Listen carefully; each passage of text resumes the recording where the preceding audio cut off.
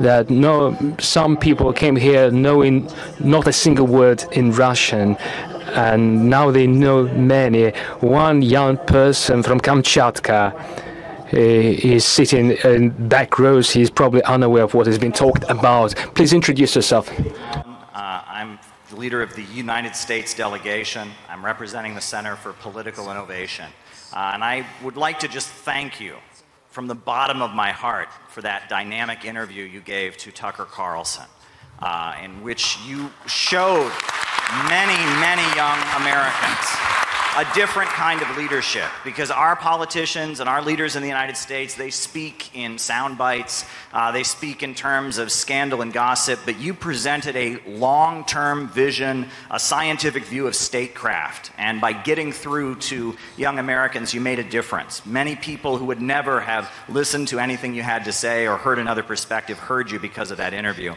Now, getting to my question, things between our two countries are not good at this point. Before we left, we had to have a press conference at the United Nations. We are concerned about being prosecuted. There are 3 Americans that have already been charged and are facing prosecution, possibly 15 years in prison, simply because they attended a conference like this in Russia, the Uhuru movement, they're called. And we are concerned because I know that I speak for the majority of the American people when I say that we do not want our tax money dumped into this conflict in Ukraine any longer.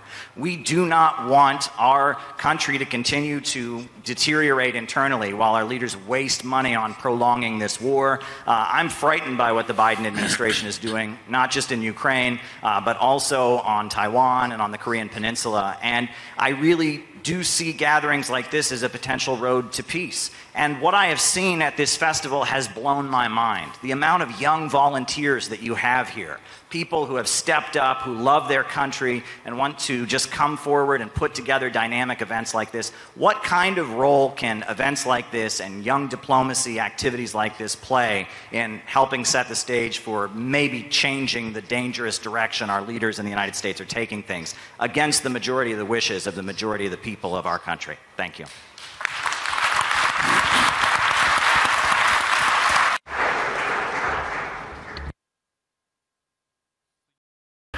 The United States of America is a huge and unique country. In its own way, over 300 years, in just 300 years, which is a small period of time compared to our history, but thanks to the talents of the Americans, it became a superpower, which is an obvious fact. We know outstanding American politicians, we know outstanding American business people, cultural activists, which is an obvious fact. We used to be allies during 2 world wars as we fought Nazism and fascism. What happened recently? After the war, after the alliance, the United States and the Soviet Union started dividing the world, and they did so successfully. And based on this balance of powers, they created international relations and created the modern system of international law. Then the Soviet Union ceased to exist for a number of reasons. I will not go into detail, but they were mainly internal reasons.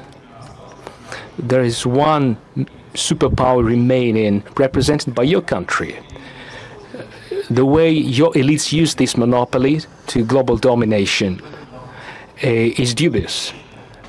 In my opinion, the United States failed to bear this burden of responsibility that they happen to bear. They created monopoly, strengthened it. I don't mean the American people, I mean the ruling elites. While strengthening their monopoly, they soon faced a situation where the overwhelming majority of countries disliked it. And so, step by step, it became obvious to everyone that there is resistance to the forming global order. Many, including your allies, They are keeping their silence here. They are afraid of speaking up because they're dependent on major economies, on mass media. There are a lot of dependencies, but believe me, I know what I'm talking about. Even allies dislike it too. And so they faced failures and disturbances. The ruling elites of the United States, after achieving the monopoly of power, decided that the previous system of international relations that was built on the outcomes of World War II is no longer satisfying for them because the balance of power evolved, and hence they decided to change the international legal order.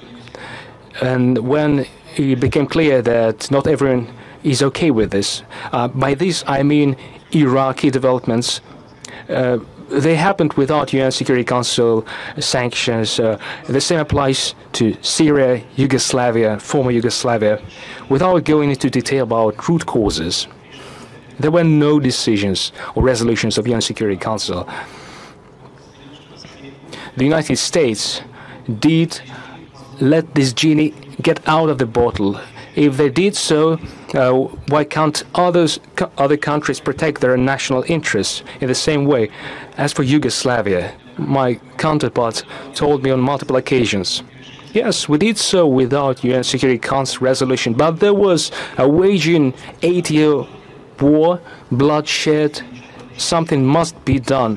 When Russia, however, decided to protect their people in the Donbass, which faced a war with the elderly, with children being killed, why cannot Russia do the same while protecting their own people, not some thousands of kilometers away from their national borders, instead on the border of their own country, and people were waiting for us to help without going into detail. My point is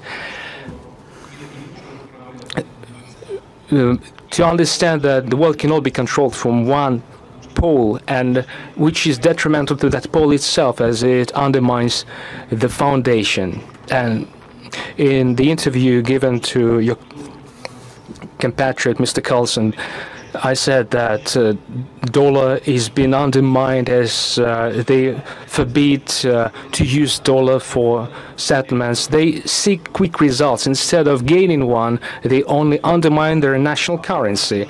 They attain an opposite result, and this is true for many areas. In my opinion, this is a wrong policy.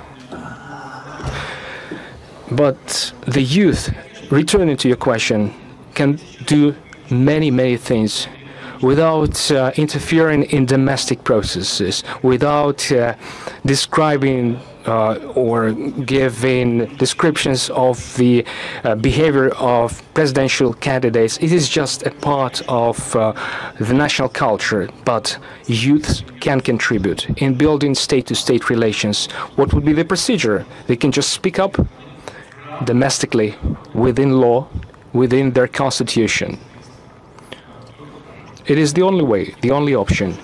In no way do we call upon any activities of disobedience, but it is a possibility to speak up in their own country. And I think this is a way to go. In my opinion, this is going to